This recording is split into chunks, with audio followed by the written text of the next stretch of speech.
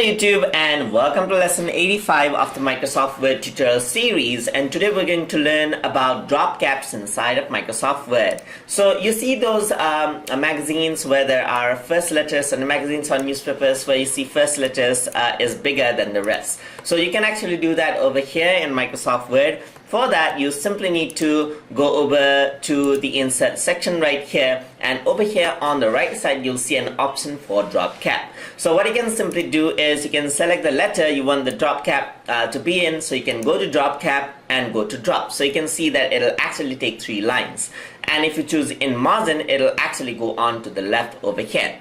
So this is one way of doing it, and the other way of doing it is going to the drop cap option over here, where you can actually choose the type of drop cap you have, choose the type of font for the drop cap, and lines to drop as well. So let's say, for example, I have 3 lines of drop right now. Let's say I just want 2, and I want around 0.5 inch of distance from the drop cap text. So I'm just simply going to press OK, and you can see that the distance is 0.5 inches right there, and this is just 2 drops right there. Let me press Ctrl Z over here, and then let me just go into drop cap over here, go to drop cap options right here. Let's go to drop.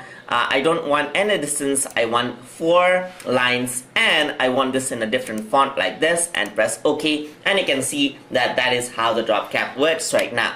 Another way to drop cap is by selecting multiple words, so multiple letters like that. So you can actually select the amount of letters you want for drop cap, simply select all of it, and then go to drop cap and go to drop, and you can see that that creates a different effect right there. So that is how you can use drop cap inside of Microsoft Word. Hope you guys learned something as always, and as always, please like, comment, share, and subscribe.